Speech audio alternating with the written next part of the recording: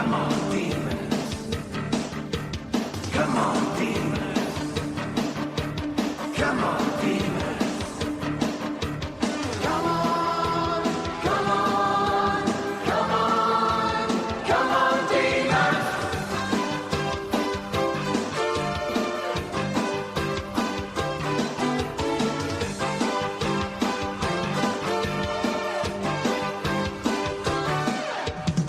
I've got this feeling. Good evening, Demon fans, and welcome back to the Demonland podcast. My name is Andy, and we're still premiers. It's been 165 days since we broke that 57-year drought, and we are now just 1 week away from the opening bounce of a new season where we'll endeavour to defend our premiership and dare to dream of being there at the MCG on that one day in September.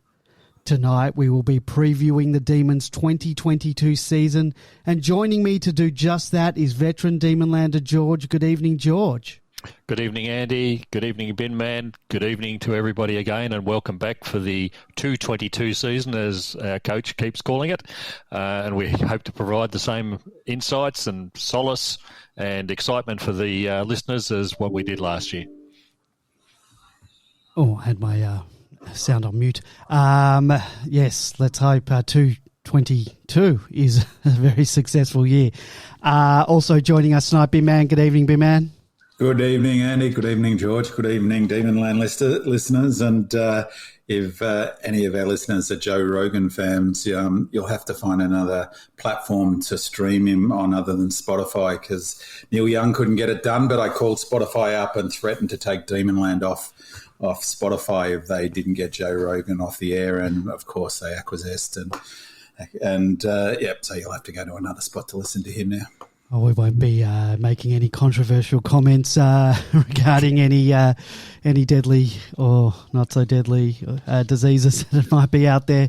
But let's get straight into it. Let's talk about, before we get into previewing the season, and I can just see that I had made a mistake on our website. I've called this tonight the 2021 preview. It is in fact the 2022 preview.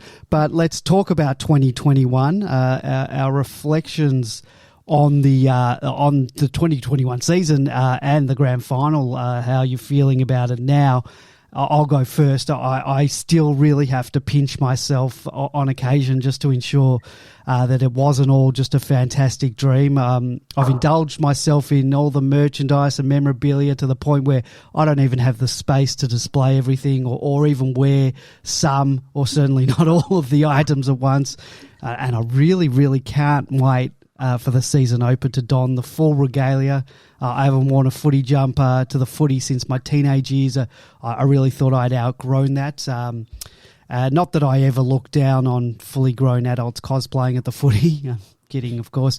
But I guess what I'm saying is that I've now got so much pride in this club that I need to show it off to the world, and perhaps even rub it in the faces of opposition fans, my friends, strangers, anybody, just to let them know that I barrack for the Mighty Demons. And I can say that phrase, Mighty Demons, and actually mean it now, because we are. I've been an insufferable bastard to my mates over the off-season, and as I've mentioned on the podcast before, the majority of my mates, they're Carlton supporters.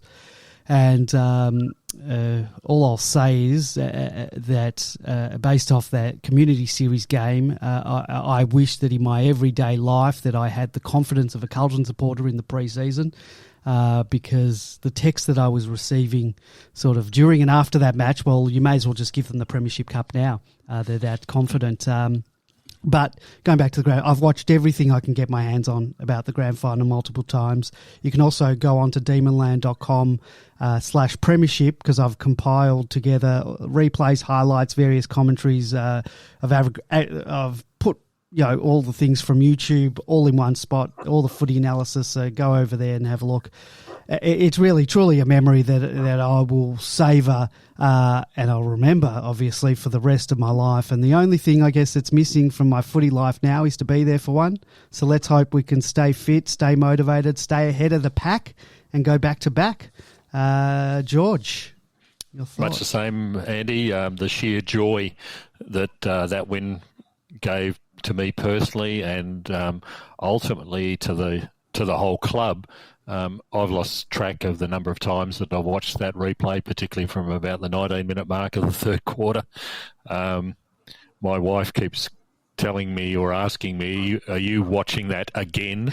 I've simply lost count of the number of times, and every time it just brings that sheer joy to me. But what really struck me about watching it so many times, and subsequently in the lead up to this coming season, is how ruthless the club has become. We've changed from also ran sort of players in the competition to be the top team that's now feared and concerned about by other teams.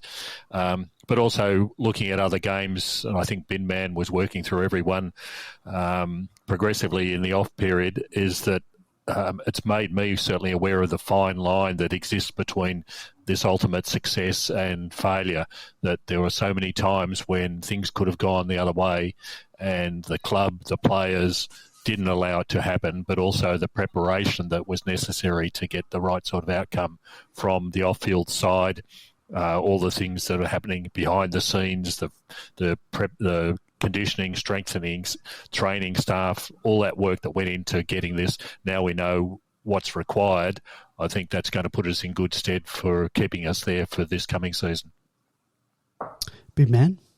Yeah, it was a bit funny actually, this pre-season, I have to say, because ordinarily I maintain my enthusiasm for footy right through the pre-season and take a pretty strong interest in everything that's happening over the pre-season and the draft and all of that stuff. And, not so much this year. I didn't post as much as I have in previous years through the break on Demonland, and I've been posting a bit more recently. And I think for me, it was such a sort of long period of time, and then all the way to that fantastic event at the MCG, which was just a brilliant day. And it felt like that was not quite enough, but I was sated for a while. So, it's quite an unusual feeling to really not have already thought heaps about the upcoming season. So definitely a bit unusual in that sense. As George said, I watched the whole season, and because of that, it actually took me a bit longer to get going on that. My plan was to watch one a week for the 6-month break, and I didn't really do that in the end. What I did is I have ended up watching all but the grand final, which I'll watch on the weekend before next week's game to sort of top that all off. Spoiler alert. Spoiler, yeah, that's right. So, so I'll watch that again, and I haven't watched it. I've deliberately, for that reason, I've not watched the replay again since we're going to the G. So really trying to sort of build up to watching it. So just I had some thoughts about the season. Watching it back I didn't really analyse it the way I had in sort of, I guess, for the podcast, watching it and then watching a replay and looking at it that way last year.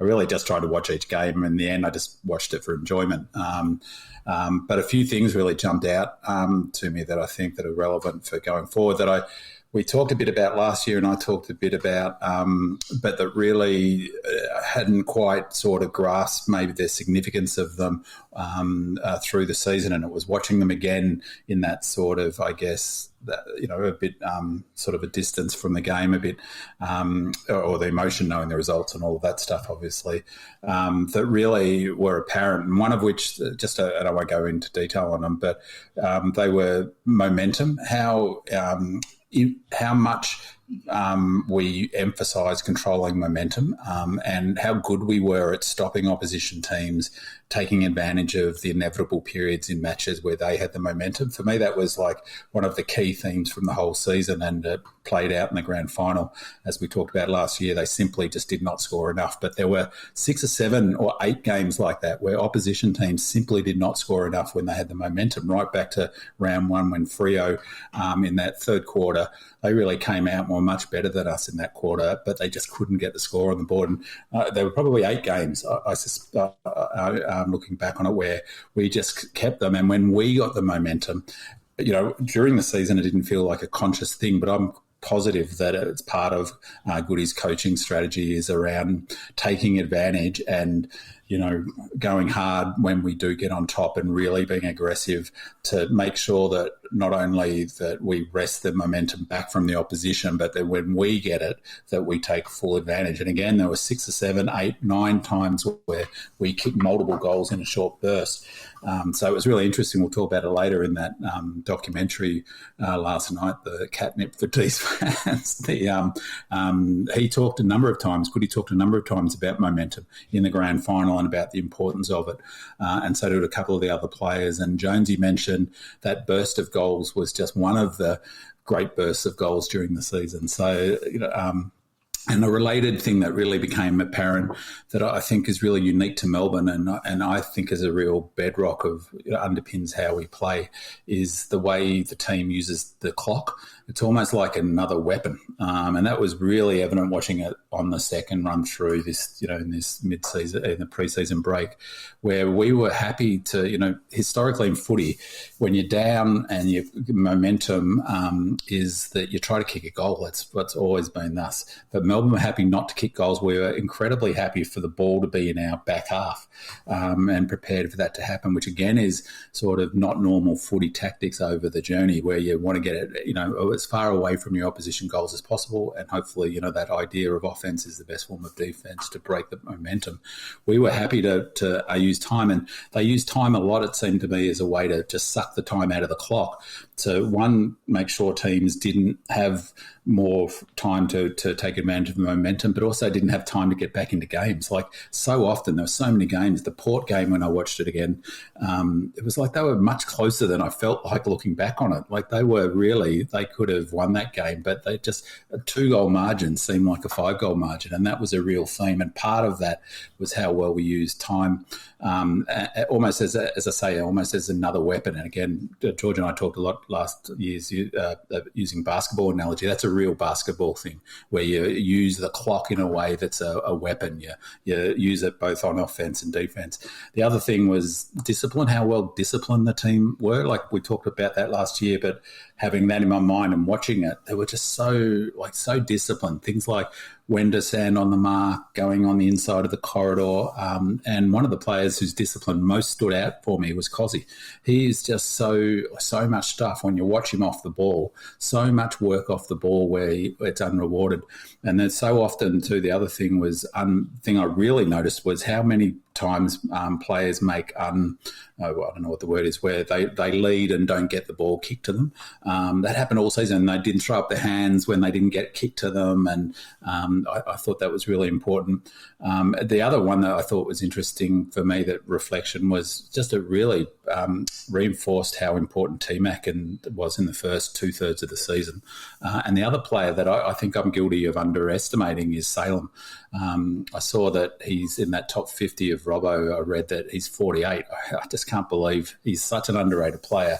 And I'd argue that just from watching, one of my reflections was, it's hard to see a more, of course there's Track and Oliver and Gordon, but he's such an influential player on the way we play. And on second viewing, that was really evident. So, it was terrific watching him again. And I've got one more to go, so I will enjoy that. Well, that's certainly a good review of last year. Let's go on to we'll give a brief overview of our pre-season to date and the matches we've played, and we'll give a contrast to previous years. I ventured out to Casey for our first pre-season match against the Kangaroos, and I was fortunate enough to stand next to the great man himself, our very own Bin Man. It's the first and only time, Bin Man, we've watched the footy together, and I'm happy to say that we have 100% strike rate watching the footy together. So perhaps we need to do this more often, or not. Well, we don't want to moz it. We were dominant in that match, albeit against an inexperienced North Melbourne who are coming off a wooden spoon. And whilst they'll probably improve this year, we went into this match with almost a full complement of players. We're only missing Petty and Viney, I believe, from the premiership side.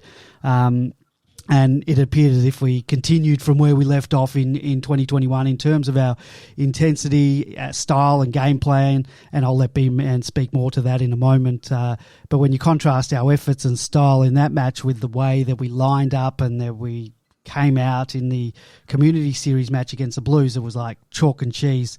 In the Blues games, we were missing 5 out of our 6 of our premiership defenders, and whilst we had what you'd consider more than just depth inclusions, which included Tomlinson, Hunt and Smith, going into any match without May, Salem, Hibberd, Petty and Rivers, you're simply not going to get the same drive out of defence or have that miserly defence that we were so accustomed to in 2021. And I was stuck in northern New South Wales for the Carlton game. I wasn't at Marvel, so I wasn't able to have that I watched the game, but I wasn't able to have that same vantage point of viewing a match being at the ground. And from what I could surmise from the TV, in addition to not having the premiership winning defensive structures in place, we didn't seem to have the same intensity that I witnessed in that first match, nor did we play with the same way tactically that we did in 2021. We were sloppy in the skills department. We fumbled the ball a lot, which could have been the humid conditions of the night. And finally, I didn't think our connection with our forwards was up to scratch. B-Man, when we met up at the Kangaroos game out at Casey, you were telling me that in past seasons we tended to field a very strong team in the first practice matches, playing those games at full intensity. And in our second practice matches, we opted to rest certain players and the intensity drops off. Did that analysis that you had, did that pan out, particularly with what you saw from both matches? Yeah, absolutely. Well, I mean, I think that actually it was just last year that if you remember, we played Richmond at Casey and we attacked that game like a full match simulation, and we beat them. And I think that they did that in a way to plant a flag in the ground. And then we played the Dogs in the community series at Marvel as well, or Etihad or whatever, the Docklands as well. And we weren't at full intensity in that game, and we rested mids, and we didn't have Salem playing, and we had a whole bunch of players who didn't line up in round one, so weren't in our best 22 at that point of the season. And I think we mirrored it this year completely. And, it was terrific watching that game at Casey. It's the first game I'd seen since the Giants game. That was obviously at the G. The first time I've seen a game of footy at the sort of elite level that close. We were both right on the fence, and they, yes, it was North Melbourne. Yes, they were wooden spooners last year, but we were ferocious in that game. Like the intensity was round one intensity in that game, wasn't it, Andy? Like they were smacking in. Yeah. At one point, right in front of us, 50 metres away maybe, on the wing, Gawn just poleaxed, tackled a player to the ground, smashed him, and it was like they right across the game. They looked like deers in the headlights. We just didn't allow them to breathe, and there was no tricks, like there was nothing new. It didn't look like Cozzy was in the middle a bit more, but he started last season, if you remember, in the middle. In fact, all the way through to the Suns game at the end of the season, he did some time in the middle. I noted when I was looking at the games again. So I thought that was a real hit out. And if anything, we were even less invested or less intense in the Carlton game. And that was clearly deliberate. You might argue there was a bit of back and forth. Some people disagreed with my perspective on that on Demonland, with the notion that we rested those players because they were injured, but general soreness.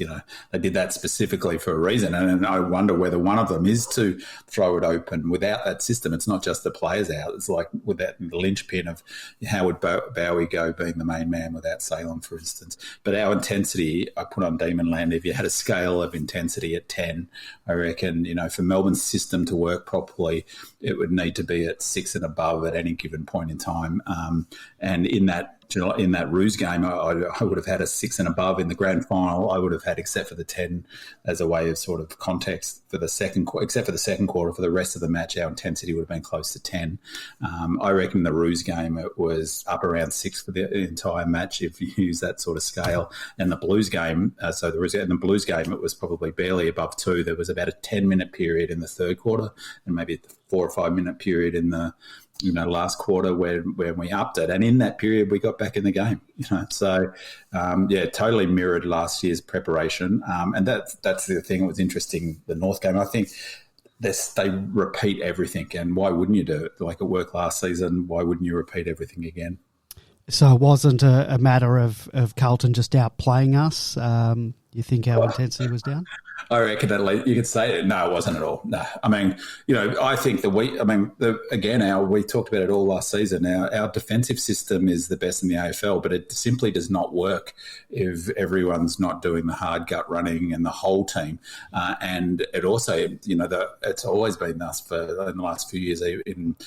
Before in 2019 and 20, the defence always gets hammered, don't they? If your mids aren't putting on pressure, and we talk about that a lot. And that was happening. So it was a pretty tough night to be a defender. I think moving the ball quick against Melbourne is the way to go, but it's a bit of a catch-22. But I'd be telling you, Carlton mates, that they've had their grand final and enjoy their season. So don't worry, I let them know who's boss. George, you got anything to add on either of the two games? Not really, because I didn't see either of them live, so I only seen a few highlights. But I think both of these games, as Bin Man has highlighted, it represents a change in approach, certainly over the last 2 years now, to the preseason.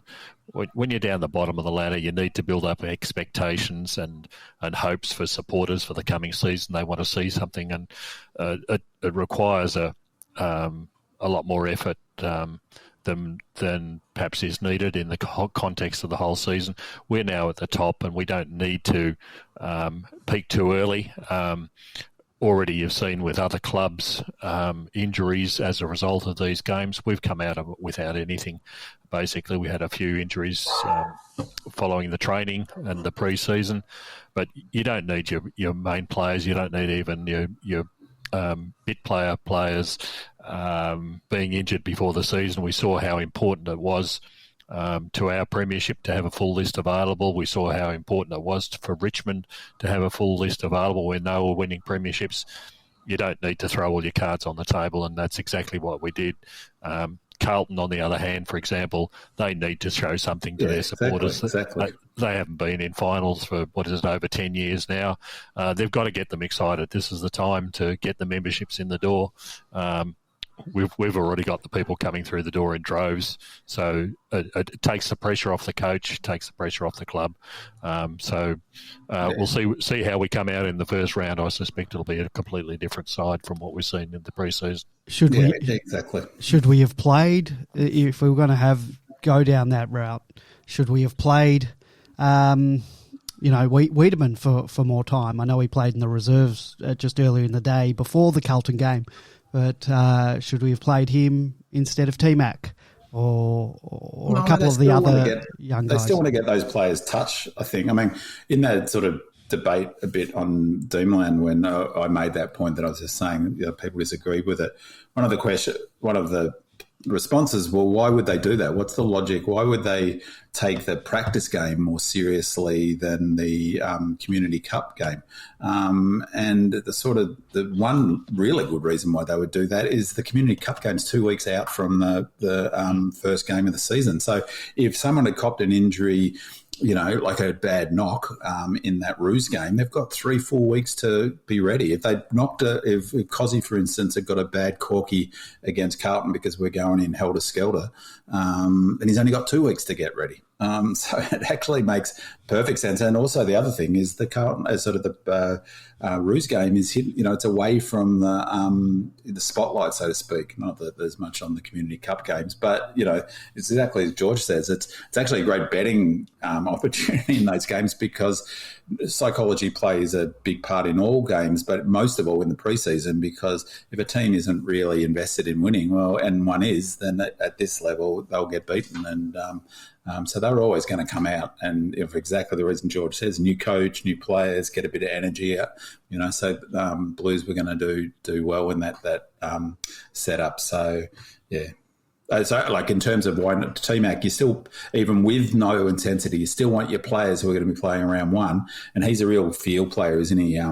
T-Mac, he struggled a bit when he came back in. It took a few weeks to get back, and he never really got back to that level he was at.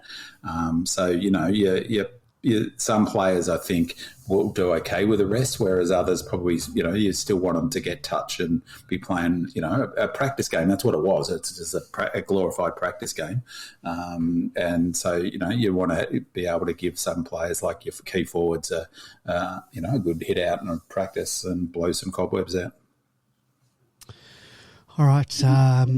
Let's move on to our expectations for 2022. What are your expectations for this year? Can we win another premiership?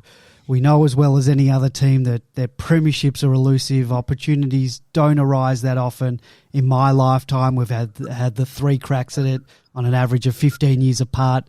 So what's a pass or fail mark this year? Can we even give out pass or fail marks in a premiership defence year? Obviously not making the finals at all is a fail, but perhaps a fail is not making a prelim or a grand final. What do you say, George? I think it was I saw an interview with Max today in the preseason thing that's going on at the AFL tonight, apparently, talking about back-to-backs, and he made the point that we actually have a series of examples in recent years of back-to-backs. We've got the Richmonds, we've got the Hawthorns, and now we're in the same position where we can emulate that sort of thing. And the reason you can do that is because certainly for both of those teams that have done the back-to-backs in recent years, is that the depth of their player list and the injuries or lack of injuries that they suffered as they progressed towards the grand final and the premierships. We've got both of those. When you look seriously at our list, there are a great number of players that I look at now and I go, they're going to struggle to get a games, not because they're not any good. They're just we've just got so many players on the list today who can fill a role in the team, and are going to struggle to actually see themselves on the ground during the season. So we've got everything and every opportunity to go back to back. From what we've been hearing from the players, and of course every player in every club says the same thing pre-season, we're playing to win a premiership, but I think we're in the right position. We were the best side last year by a long shot. The fact that we finished on top of the ladder, I don't think we've lost anything. We haven't lost any players during the trade draft period who would have affected us. We've got players who have stayed, and in fact you could argue with the addition of Luke Dunstan, who we haven't seen anything of, surprisingly, yet, that we're going to have a stronger list. We've got a young list. We haven't got, like Geelong and Richmond are in that position now of ageing players who've left, retired. We're in exactly the right window to win further premierships. So that's what I think most Melbourne supporters will be expecting this year. It won't go on forever, but we might as well take it while we can. Sorry, B-Man. Expectations. Yeah. Look, I think the key point from what George just said is that, and this was really reinforced watching the full season again, is we were the best side by a margin last year. And I talked about that last year. And I still think that pundits aren't giving us the full credit for how much, they talk about how great we were in the finals, in that grand final. We built to that, but we were a significantly better team than any team we faced all season. And I put the Dogs in that. I put the Brisbane in that.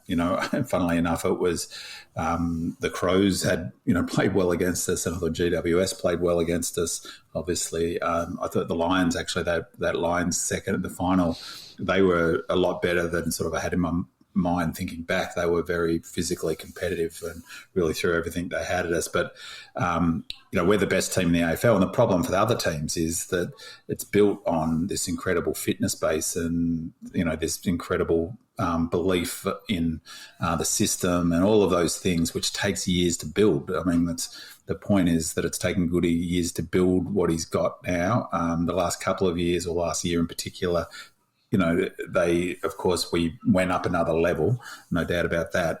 But still the foundation was built, even last year, Goody talked in that thing about the importance of winning those last 2 games in 2020.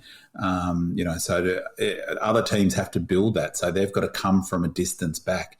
I think the Dogs can probably, find a way. They've got a very talented list, but if they don't get their fitness up, they won't match us, and it's really, I can't see anyone else coming up from underneath us. Like in terms of a Geelong, maybe the Lions can go up a notch, but have they got the sort of quality players coming in that are going to take them to that next level? I'm not sure about that.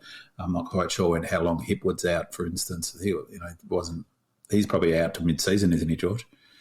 To his knee around. I don't know offhand. So he's, he that hurts them. So I just think it's hard for teams to make up that sort of gap, which is why I think when you get a team on top for a period of why back-to-back is because it's not, they're a dominant team like we were. I think we were every bit as dominant as, say, the Hawthorn team that they talked about in that doco in 2008, was it? Or not 2008, the night.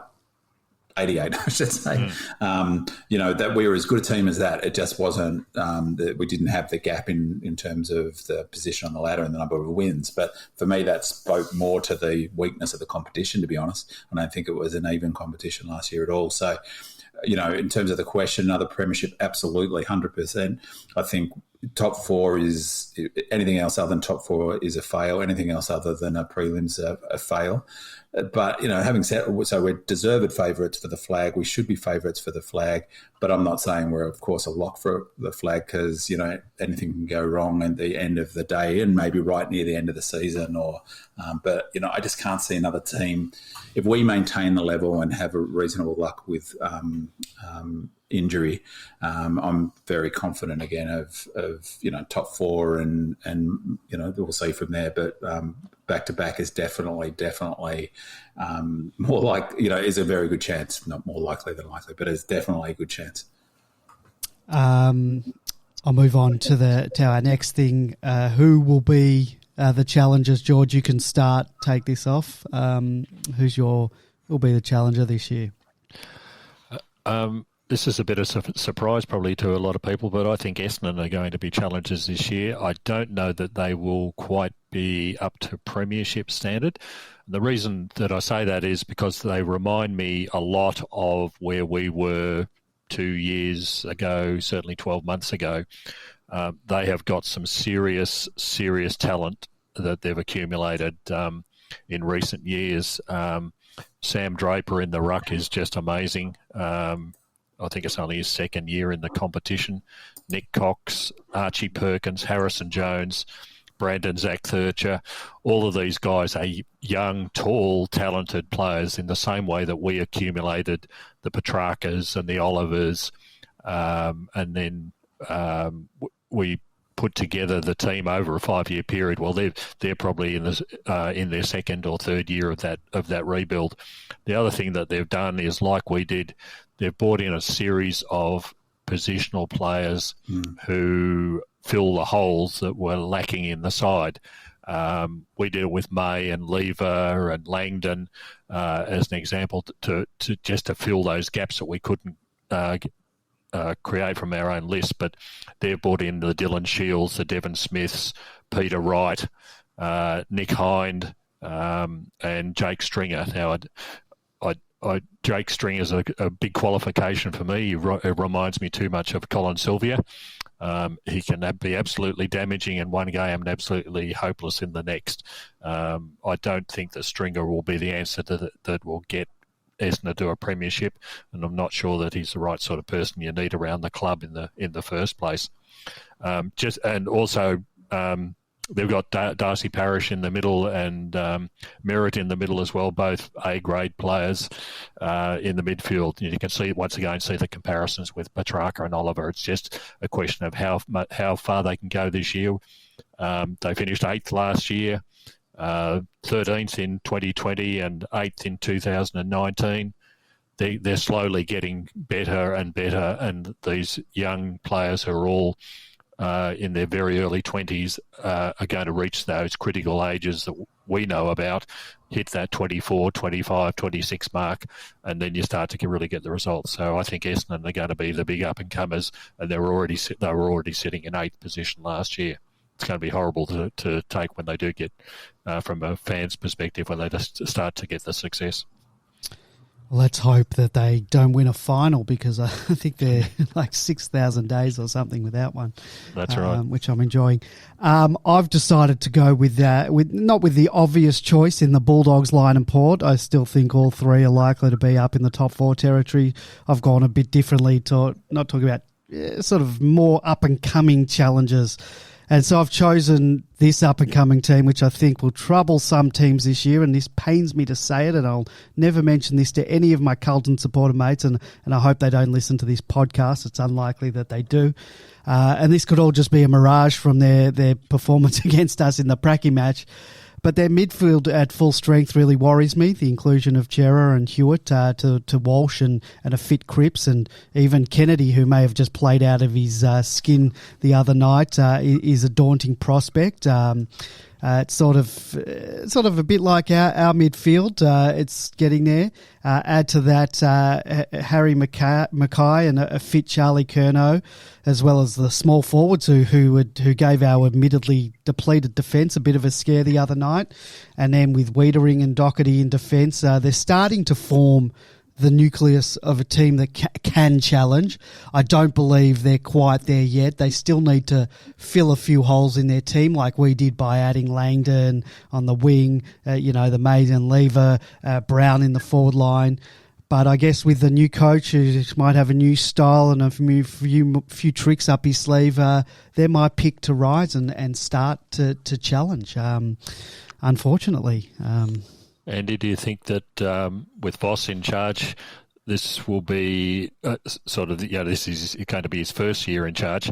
Carlton have always had a huge range of talent in the last 5 or 6 years, certainly. Do you think a first-year coach can achieve that? Well, possibly not this year, but they're definitely building to something. Look, as I said, there's still a lot of holes they've got to fill. They've got to still fill with some extra talent, but I don't think they're going to be the Carlton of the last couple of years. I think they'll start to come back, unfortunately. And they've got Omac back there, and Omac, yes. and then good Nick, and I think he could be there. He could be the missing piece in the puzzle for him. So it was good to see him playing well, I thought, against us. I'm worried about Andy now. I think he's trying to get dinner invitations from his friends. No, they don't want me. They are sick of me. Trust me. Surely the first bit of work for Voss to do is to sort out the defence and change their mindset to, to be honest, if I was a Carlton fan, and this is why I'd be throwing back to your mates, Andy, it was a concern from my perspective that they gave up so many points that we got close to them. They were 40 points up. We almost, what did we score, 94, 95? You've got to, that's too many points, given they were, as George said, they were primed to win the game, or they brought a better mindset into the game, a more winning mindset into that game. And once we got rolling with our system, we were able to, mini steamroll them over the top. And I thought in the end we were going to steal that match. It would have been a complete steal. So that's a little bit of a worry that, their inability to sort of stop run-ons was a big issue last year. So, Voss can address that issue, stiffen up their sort of all-team defence, not just not their back six, but their whole model of defensive work. If they don't get that in place, then they're not going anywhere. So that'll be, for me, the thing I'd be watching out if I was a Blues fan. Well, it starts with the spine. I think you got to have a strong spine, and I think they've got that, plus their midfield is very good. So they got the start of a team, as I said, the nucleus of the team. They've just got to fill a couple of holes, and they've got another problem though that I think we should clip this up and send it to your mates for Carlton fans. And I think they've got a looming problem that we've done that'll come to us eventually, but we've done a brilliant job at mitigating against. But they've paid too much for Williams, and they've paid too much for what's the other player they brought in? Is it Sard? No, Sard, but no, I'm thinking Jack Martin. Jack Martin. Yeah. I mean, three. And Chera now. Yeah. And Chera. And so, then you're the unbalance. You're not getting your... Mm-hmm. I mean, Williams is $700,000-$800,000, and I think Martin was close to that as well. Remember, we were in the market for him, and they blew us out of the water. Now, they're not offering enough, and that unbalances things going forward. So it almost creates this pressure that they've got to win one in the next 2 or 3 years, or you cycle out those players and you sort of half start again, which is something we've done a brilliant job at avoiding, I have to say. Well, it just means they're not going to now be able to bring in your Langdons or your Oliva or Ben Brown or something like that. But also, like you said, you know your spine is key. Like halfback flank, playing Williams off a halfback flank, he was supposed to be a midfielder, and he hasn't got the tank. And so but I'm not sure about sort of in terms of challenges. I think definitely, as you say, the Dogs. I really respect the Dogs, and I think they've got a great team. I think Beveridge is. Unlike Scott, who seems to be wedded to a particular model, that I think, you know, they'll win their fair share of home and away games. But it's just the writing's on the bloody wall, isn't it? In terms of that model doesn't stack up for finals, whereas the Dogs model, I think he's got the ability to change and will. I think that they really struggled last year, losing Bruce. We talked about it last year. And he can tinker over the pre-season because he's got a base to tinker from. He doesn't have to dismantle his system. So I see them as our direct threat. A lot of people saying Brisbane. And I think that I was really looking back at that for the semi. They were impressive.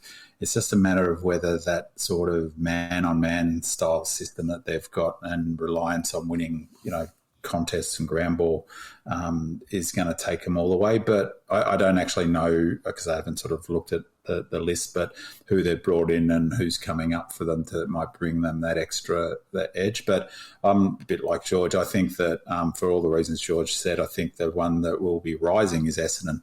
Not this year. I don't think they'll be challenging for a flag, but I reckon they'll be in and around the discussion for top 4 come the end of the season, for all the reasons George said. And I'd add to that is that from what, like I was saying, it takes years to build. So it's 2-3 years. And even if you go back before Rutten, how long was Worsfold there for? A couple of years before that. So it's like a bit very similar to the Roos a Goodwin handover. And the other thing I'd add is that they're got a defensive system that's not exactly like ours, but it's really borrowed heavily from that model of that sort of defensive web that moves across. And they're, fierce at the ball. And I think their defensive system is... You need now. That's the thing that Melbourne's got that other teams have to find a way of doing. Is a defensive system that we're incredibly hard to play against. They're increasingly hard to play against. I wouldn't write anything. I think they were unlucky in the way that came into the finals. That but they, as you say, Andy, they made the finals. So I see them as a real riser. I expect them to do well. The other team that I think might come up, not obviously push for a flag or anything, or even top 4, but I think Freo for all the same reasons. They've got a very sound defensive system. They'll miss Shearer, obviously, but I think they've got a good unit together, and he's doing a good job of creating that sort of selfless environment. I see them as a potential team on the up. Let's move on to who will be the pretenders. I've been saying this for about a decade now, but these guys are the cockroaches of the AFL. Their list, do you know who I'm talking about? You probably do, because you saw the running sheet.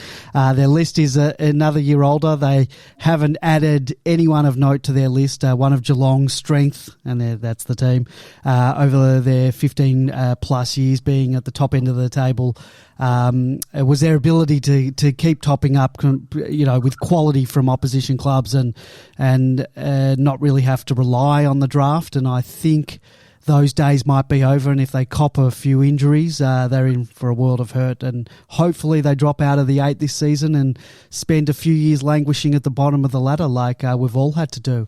Add to that, I don't really rate, I just don't rate their coach. I don't rate their tactics. It seems to work during the home and away season, but it falls apart in finals. Do not like this team, and I hope they drop off. They're a little bit like Hawthorn. We were waiting for the cliff to arrive, and it did eventually. Yes, eventually. And I agree. Geelong are in a desperate situation in terms of their list. I think there's 14 players, is it, over the age of 29? Yeah, they had 11 in the finals last year. Was 11 playing. Yeah. So. Yeah, it's not really good, and they're all a year older this year, Yep. and they've got a horrible position to be in. They'll win a large number of games down at Cardinia Park because of the nature of the ground, but they're in a desperate situation, and for the last couple of years they've proven that they haven't got a list which is going to win a premiership.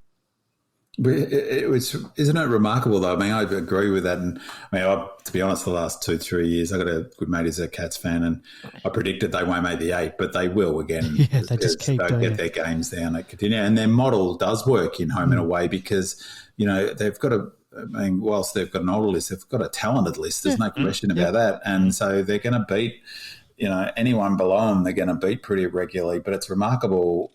I don't disagree with what either of you are saying, and it's remarkable that 20 minutes into the third quarter of the best home and away game I've ever watched, even the latest viewing of it, they were on top of the ladder.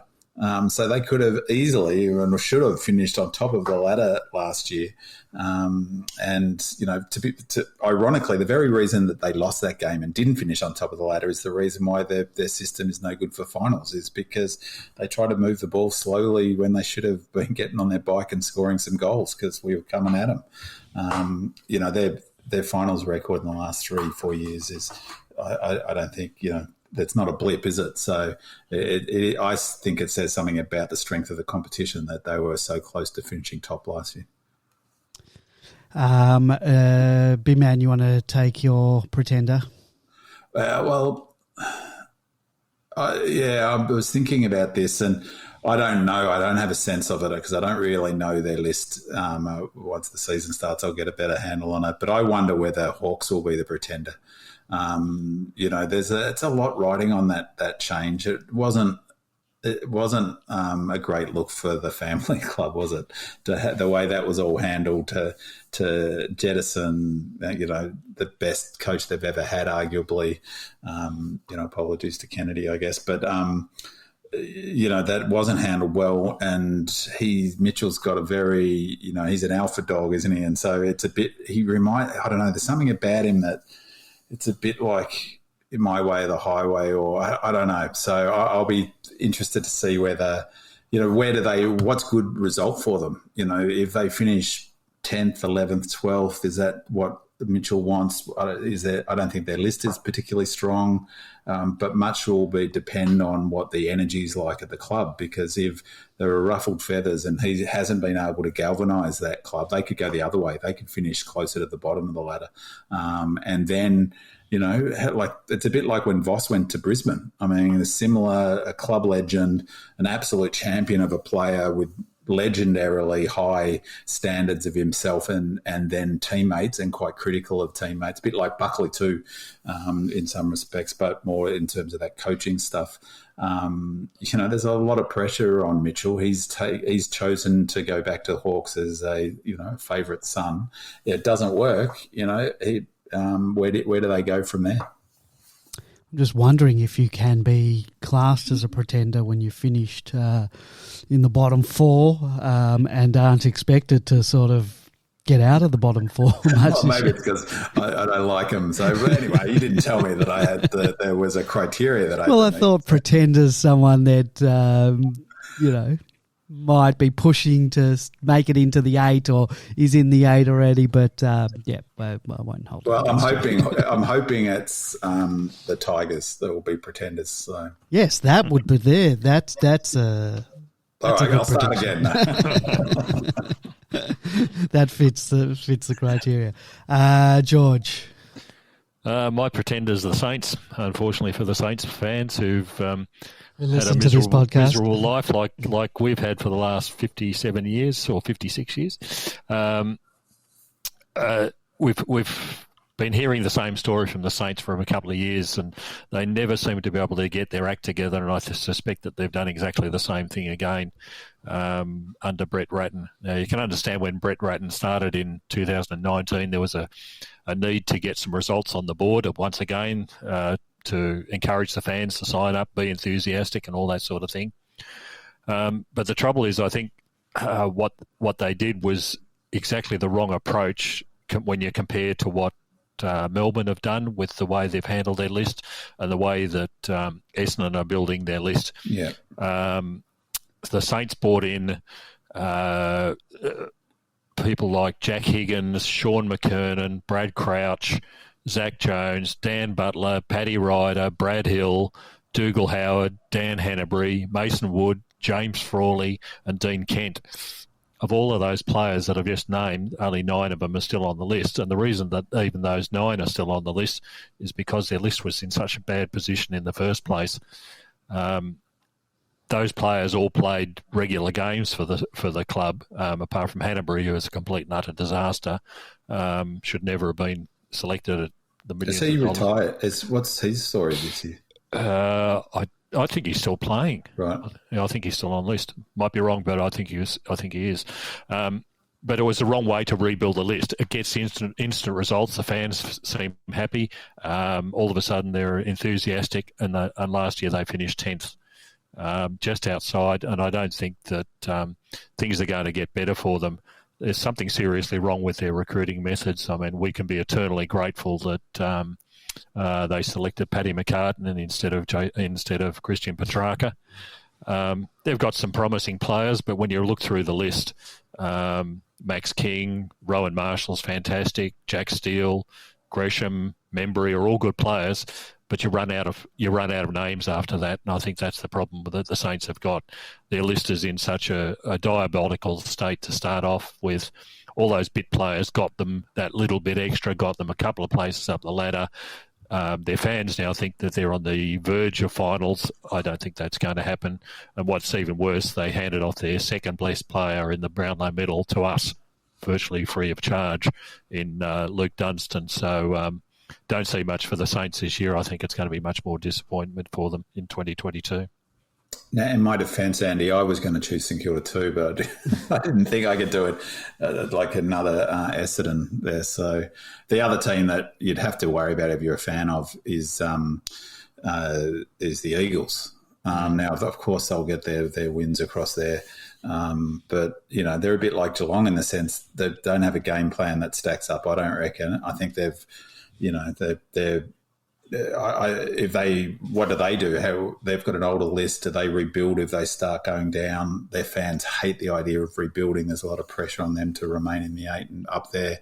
But in a way, it's a bit like Geelong in the sense also is that it's a catch-22 for them because, they don't get down and get the top-end draft pick down, the number 1s and 2s that you're, those sorts of picks that you really need to have to, every great team over the last 20 years is built around a core of 2 or 3 high draft picks, pretty much, us included, if you think of Oliver and now Jackson as well, but Oliver, Petrarca, even Gus as well. So that's I think they're in struggle town. And, for me, I could not believe the elite ranking, the champion data came out for so Nadanui's a better ruckman, well, not a better ruckman, but highly more ranked on whatever their scale is than Gawn. I think he's the most overrated player in the AFL, and he's a good player, but he disappears for long periods because he's just not AFL level fit.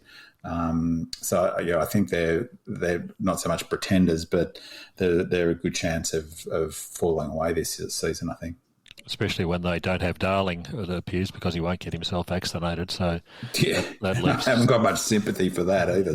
Yeah.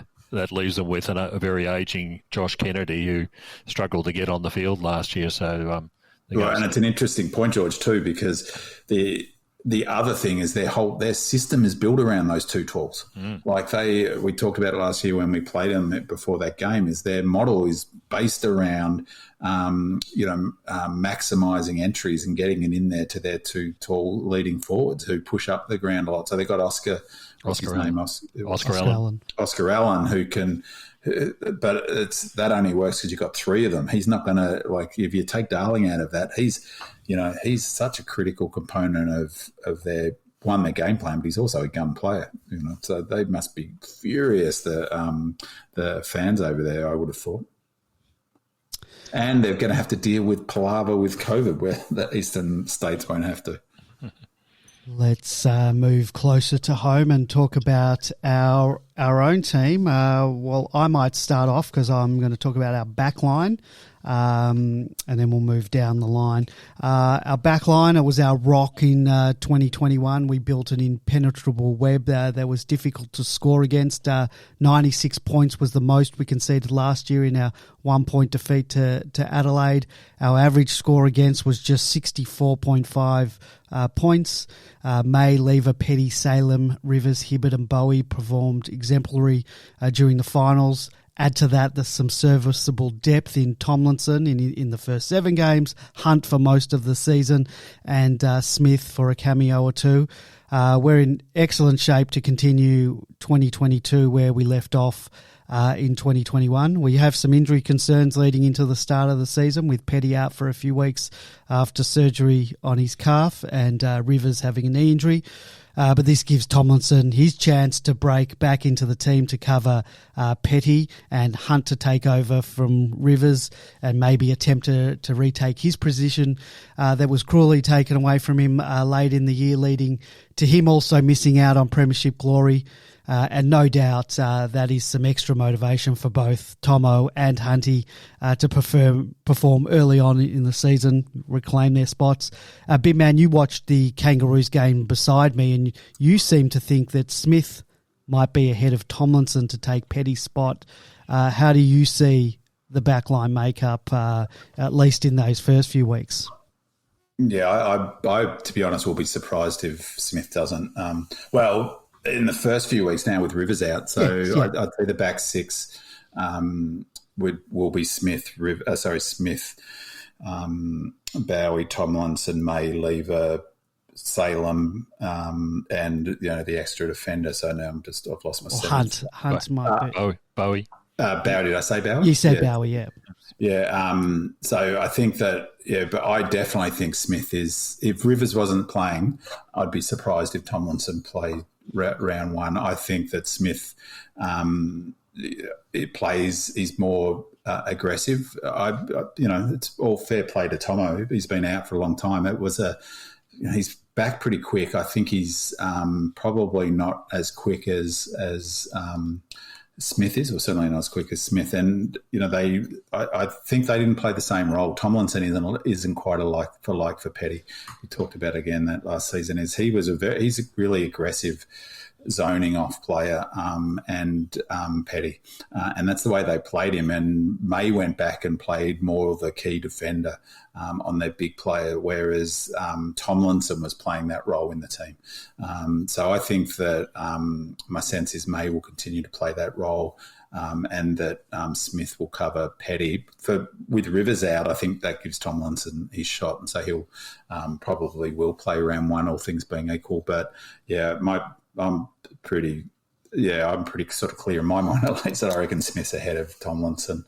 I get all the stuff around Smith's sort of not natural footy IQ or all of that stuff, but I didn't think he had a great game in that Carlton game, but he had a better game than Tomlinson, and he was definitely better in the Roos game. He was fantastic. He played on Zerha for a lot of that match, not all of it. He can take a big, he can take a small. Right in front of us, it was interesting, and he gave Rivers a bit of a mouthful, didn't he? For not... Rivers got tackled right on the boundary line. It was like literally right in front of us. And they're so good at normally under pressure. That was one of the things I noticed watching the games, is how brilliant they are of still getting the ball off and releasing it even under pressure.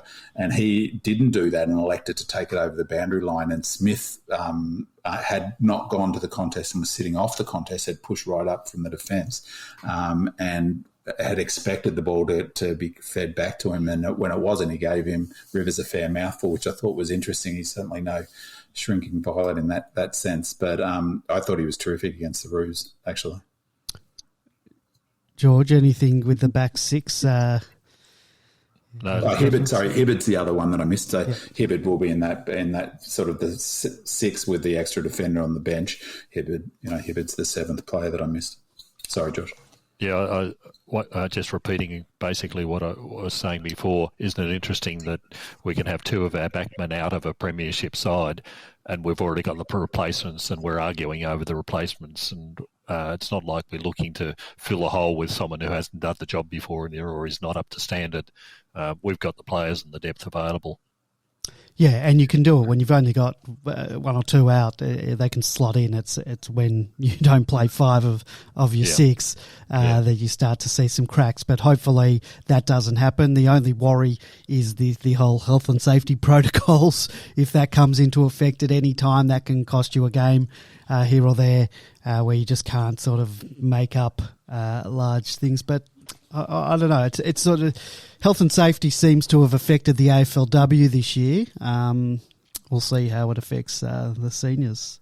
Hasn't really affected the preseason games. So we'll see. But winter is around the corner. I think we'll see less of it as the season goes on, Andy. Unless there's another variant comes out, the virus isn't spreading to the same extent. The AFLW has been affected because they've got such smaller lists. I think they're only, I can't remember, maybe only 30 on the list. They just haven't got the players available. And their players are working full-time. They're much more exposed to the community. So, but I don't think we'll see the same effect, certainly, as we've seen with that and what we would have seen towards the end of last season as well if it was the same scenario. I was speaking to an American friend just about the NFL, and throughout the season they had a lot of players at times out from various teams, health and safety coming in and out. Come finals time, there was no COVID. There was no one was out of any teams during the finals at all, which is remarkable. So we'll see what happens. We'll go down the line. Mids, B-Man, is that you? Yeah, it's interesting. One of my reflections actually about mids when thinking about this and also reflecting on watching the games is when Ruse came, he had a philosophy that you needed 12 mids or like 8 mids, 10 mids, 12, like that. So you had this fleet of mids who could all come in and interchange. And that was a template for a long time, that you needed a lot of those sorts of players. And that's what he did at North Melbourne, and he brought that sort of philosophy to Melbourne. And that was the case. Like that was a sort of the template for good teams was really deep midfields. And my reflection on the mids, the way we've set it up last year, because it was partly triggered by there was a thread, a discussion on Demonland about the midfield, about saying, well, we don't actually have that much depth in there. And I was sort of reflecting on that when thinking about this, is it's interesting the way to look at it, because everyone talked about how strong the Dogs midfield was last year, and that was going to be their ace in the pack, and that that was their advantage that they had over us, is that they had, whilst we had Petrarca and Oliver at the elite top level, they had more good mids, but in fact it actually ended up not being great for them. They lost their rhythm completely when they had some changes, and Dunkley couldn't fit back into that team. And so what I'm sort of getting to is that our model that we've developed is around those two big, strong bulls, and also Viney, who win contests against multiple players. And it was so evident, and even in that practice game we saw, and even against Carlton, part of the discipline, how well drilled they are, is one player goes to the footy these days. And that happened when we got back into that game. A couple of times we got goals because two of their players went to Petrarca, because how else? What are you going to do? You're going to have to stop him. But leaving a Melbourne player on the outside, and we moved it forward. And we did that in the grand final. We did that right through the season. And so it's sort of not. I think that the thing about Petrarca and Oliver, that yes, they're brilliant. They're both fantastic footballers. And Oliver, he's incredible. Like, so is Petrarca, obviously, on talent, but Oliver's something else in terms of his ability to extract the footy. But leaving aside their talent is their strength. They're so physically strong. And I think that's the template, is it's actually not like those days, back where you needed 10 midfielders all about the same size, like maybe someone like a Jones. Jones would almost a template for a midfielder. You need these big, strong players who can win a ball by themselves, and players who sit on the outside. So you need a range of different types of mids where, it wasn't that long ago it felt like all the mids were basically the same type of players. Now every team needs a bull or two bulls and a Viney who's in and under, and someone maybe like a Harms who can come in and do a role. Then you still need your players who can slot in and give people a chop out, but almost you need a Sparrow to give a Viney a chop out, a Harms to do a job in there. And then you've got the around the ground stoppage works, which is a different thing again in terms of that mid-roll, but you need those halfback flankers and players like Jordan. They play that role that used to be the case. So I think that's the template going forward. And other teams don't, that's hard to bring in those sort of players. It's hard to get them. So I think our midfield is a huge strength for us. It'll be really interesting to see how offensive we are in terms of those goals we're getting the last part of the season out the front of the contest. That got spoken about a lot out of the front of the stoppages. But, I think that, do we have great depth in there? It's a bit of a moot point, I know, but we've got the best midfield because we've got the best combination of players, the top end. And then you've got the other aspect that I think is really important for our midfield is that Gawn and Jackson are both basically midfielders as well. So suddenly you've almost got an extra mid at each contest. And that was one of the things that, I sort of understood last year, but understood better watching it again sort of a bit dispassionately, is how influential Gawn and Jackson are at the drop of the ball. And particularly, Jackson obviously, because everyone talks about his brilliant sort of athleticism, but Gawn is incredible. For a fella his size, his ability to pick the ball up on the half volley is something that I can't recall seeing any ruckman of, over the journey. So, I think that it's our ace in the pack, basically, and will continue to be. I can't see another midfield that's going to press us. And it's also interesting, isn't it, Ben Man, that you didn't talk about Brayshaw and Langdon on the outsides there, who are such critical factors when the ball does get out. Yeah, absolutely. They're not the mids, obviously, and I think that, but they were. That's another sort of, I guess, thing that's happened, isn't it, George? In a fairly short space of time, is how important those wingers are. And again, thinking back to that Roos game, wasn't it phenomenal, Andy, watching because he was on the same wing as us for much of the match. Langdon's running. He's incredible. Doesn't break a sweat. It was really amazing how much, he ran 2-3 opponents into the ground effectively. No one could even man him. It wasn't even a matter of them not manning. No one can. He just runs too much. I guess that will take us into the forward line, George. Forward line, yeah, we've been blessed for whatever reason. To this day, I still don't know how we got Ben Brown out of North Melbourne. The addition of him into the side was, I suspect, one of the major reasons that we finished up winning a premiership. He played 13 matches last year once he got fit and ready and kicked 25 goals in that period of time. He averages 1.9 goals per game, and that's exactly what you need out of your full forward effectively. He's 200 centimetres tall and has got a big jump. He is just frightening for defenders. How do you defend against him? You've got to block his run is about the only way that people have managed to achieve that in past years, but he's certainly built up his strength and isn't as easily knocked off the ball. I suspect we're going to see the best of Ben Brown in this coming season because he's got himself in the right position. Like I said, I don't know how we got him. As Goody said on the Fox Footy program last night, over the last period of time, it didn't say what period of time, but probably the last 7 years, he's been the highest goal scorer in the game.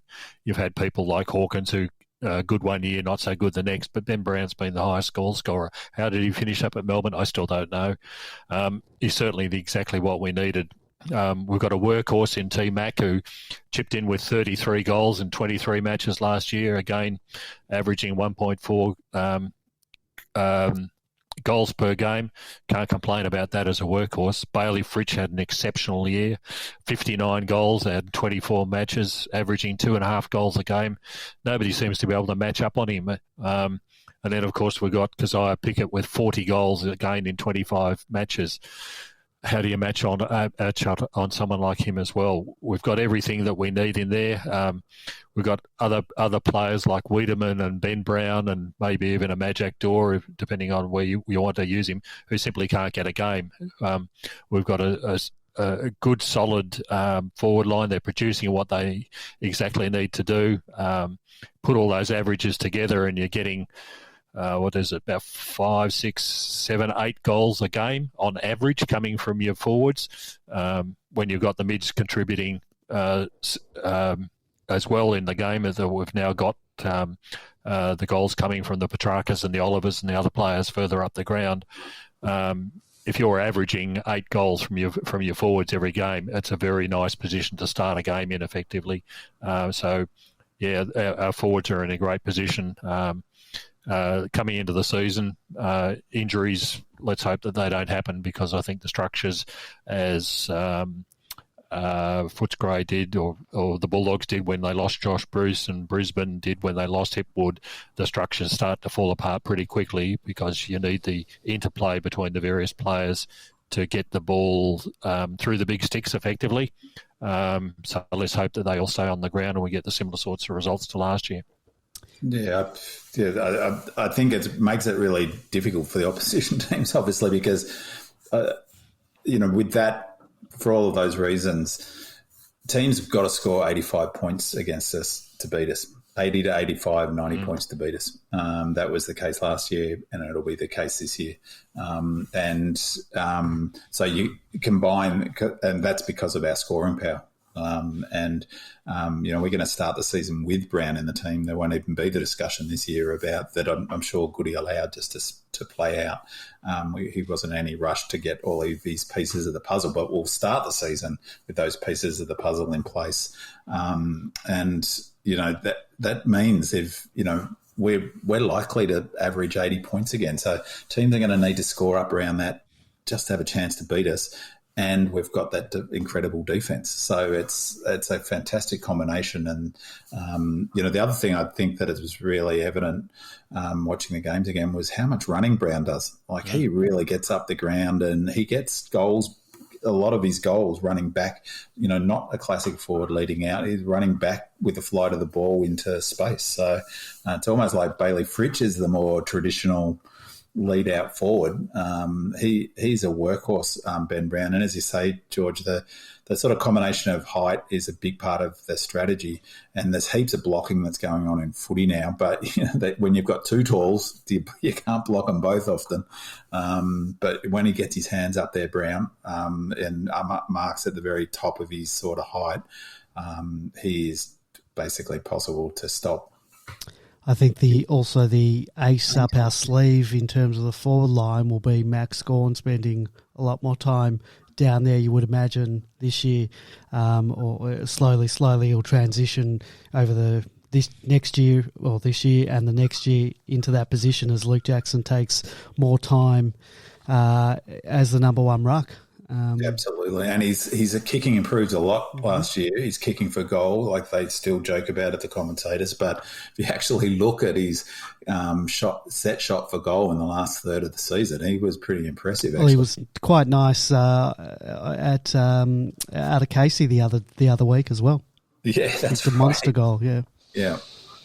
I think he kicked 3 for the day, didn't he? Yeah, including the play on goal from outside 50 that he went over the fence, I think. Yep. Probably went 70 metres, that kick. Yeah, so that's really going to be, because it is impossible to match up on if you're going to have T-Mac, Ben Brown and Max. It's going to be tough for opposition defenders. And it's interesting if you look at other teams, is that sort of so many teams, Brisbane are one of them, for instance, and it's a bit of our Achilles' heels is overstating it a bit, but the oppositions, that they get most of their scores against us from those sort of mid-size players. But, as we talked about, I guess they've got to get their goals from somewhere. Whereas we don't need Cozzy and Spargo and Nibbler to kick goals to get a winning score. A team like Brisbane does. They need their McCluggages and those sorts of players to be getting goals to kick a winning score. We can have a day out with just our bigs.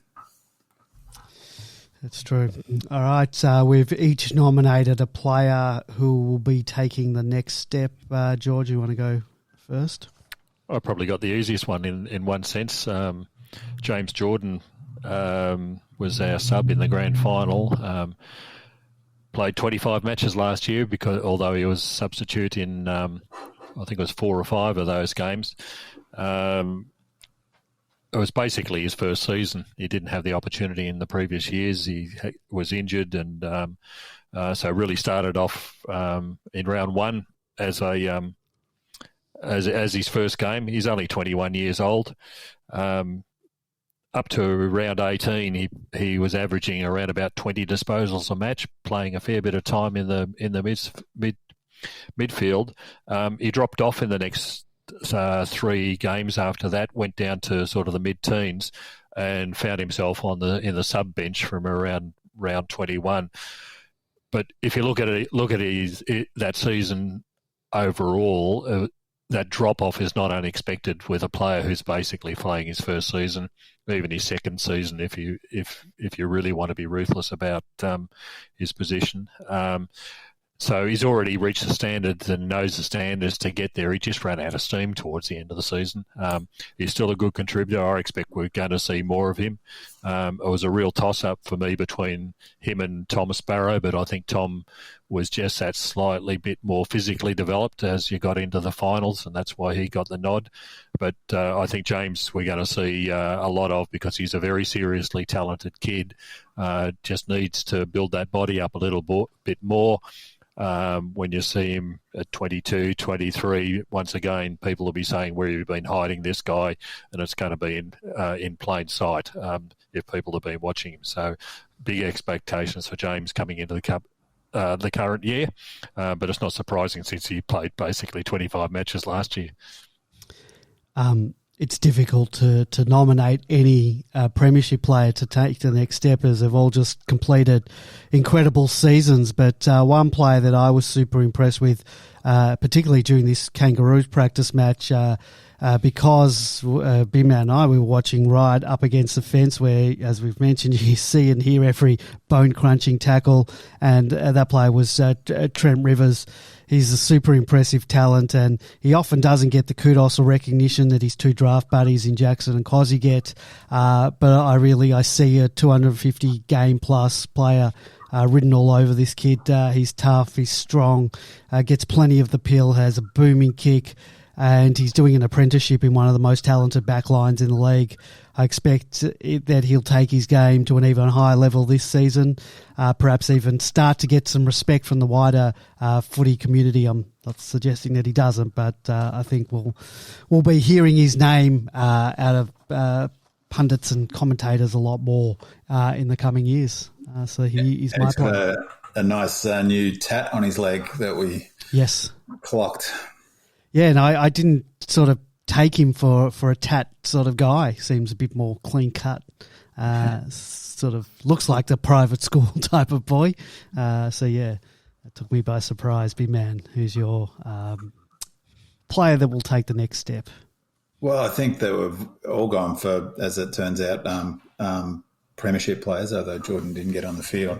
And Captain Jack Sparrow, for me, is the one that I think that he will take another step up. And, you know, he's got a lot of scope for improvement. He's a clever footballer, again, sort of banging on about it a bit, but watching the games, he's such a well-rounded player. And, you know, one of the things I was really impressed with was his kicking technique is really strong. His ability to kick long. He kicked some clutch goals last season, but he's fantastic overhead too. He's a brilliant mark, and he took a couple of key marks in that last part of the season.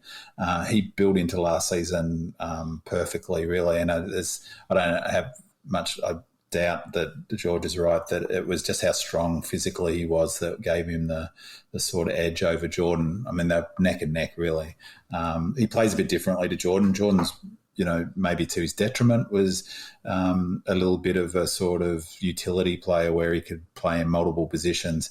You know, Sparrow could end up being just a pure mid at the moment. He's the sort of chop-out player for Viney, but he's a hard worker, competitive, tackles hard. But, you know, I think that Viney comparison maybe does a bit of injustice to his actual skill level, and I think I was probably guilty of that a little bit. I think he's got a lot of upside, and he's another player. He's only 22, isn't he? So maybe 23. So he's got a lot of footy future ahead of him, a premiership under the belt. One thing I thought when I saw the names that we were going to talk about tonight for that is it's interesting actually because all three younger players, and you add Jackson in there and Cozzy, and you've got Bowie, obviously, it's going to be interesting to see how those players deal with the impact of a shorter preseason. Having that's hard to come up for any of the second year players in particular. I know that Jordan and Sparrow are third year players, but it's going to be hard on those younger players. So that's going to be a challenge that we haven't had with it, sort of thinking about this year. We had 5-6 key players under 21 in that team. Petty was one of them. All of have been a little bit probably, it's hard to tell because I haven't seen any of the training. But Jackson was pretty quiet in both games, both practice games. Rivers was good. Sparrow was okay. But, that will be something to watch, I think, how they begin the seasons. All right, let's move on to our player who needs to take the next step. And B-Man, maybe we'll start with you. I think there's a lot of there's a few players playing for their career at Melbourne. I mean, George talked earlier about how difficult it is to get into the side. You've got players like Melksham who's not even in the conversation at the moment.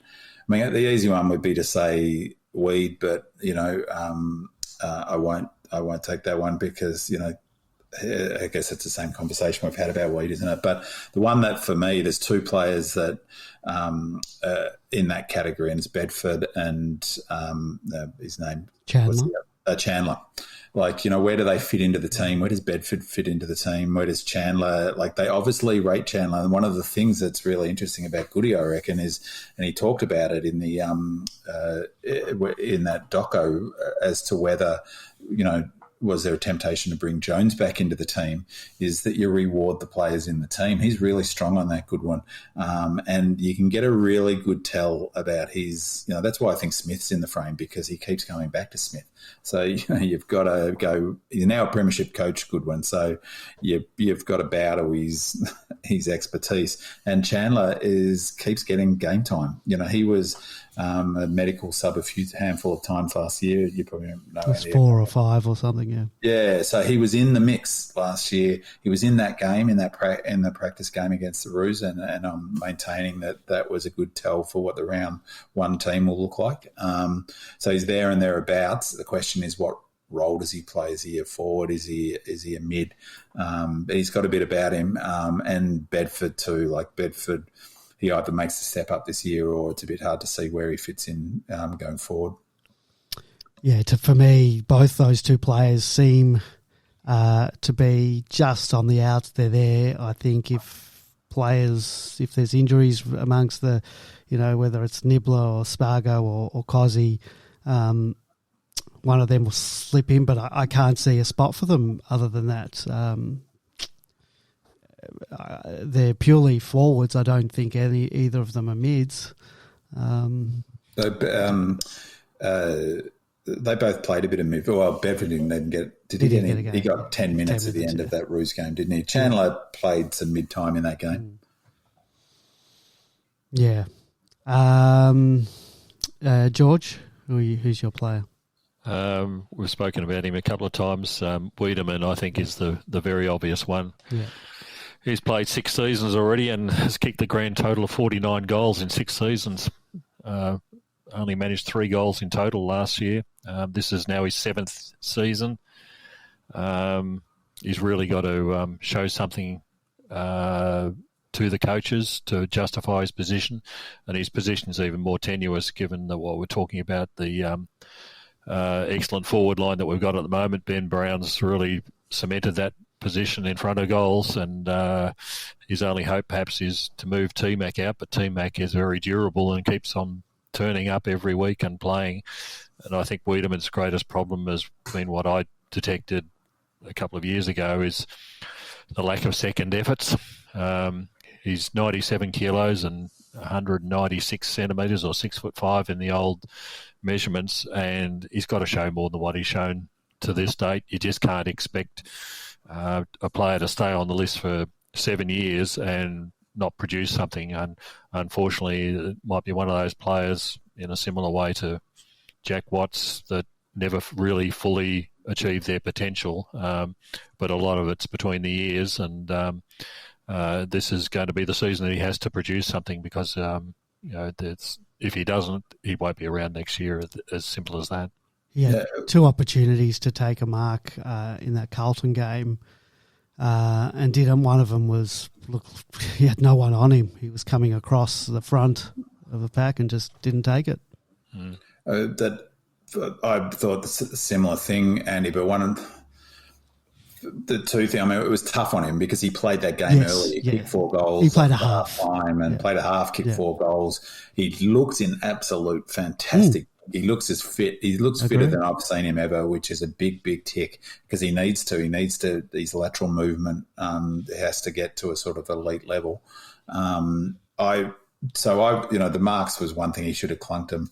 But given the fact he'd come in, I was a bit forgiving of that. But to be honest, the first mark that he dropped wasn't the mark that was the issue. It was what George just said. It was his second effort. Like, he turned around and he didn't want the ball, and which is, the whole team was low intensity, but this is a fella playing for his career, essentially. Playing not for his career, that's maybe overstating it, playing for his spot on the side.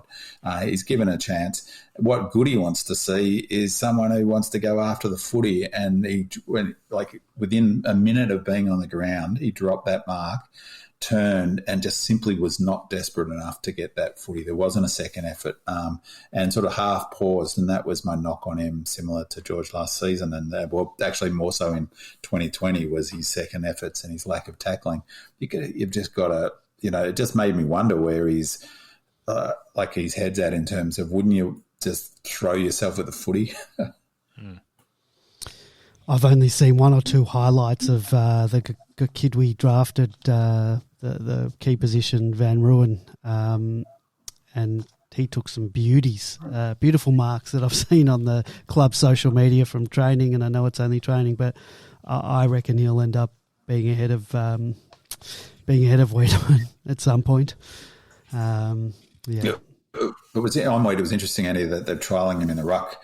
And I actually think he's got good ruck sense, and I can see him being a good chop out. So maybe that's a string to his bow that he can. And I maintain that it's good for him, because it gets him in the game, and it gets to him. He can throw his body around, as George said. He's a big strapping lad. So, but I think they're only using him in that backup ruck if Max or Jackson are Jackson. That's right, exactly. Yeah, he's not going to be rucking in a game where they're both in the team. I can't. No.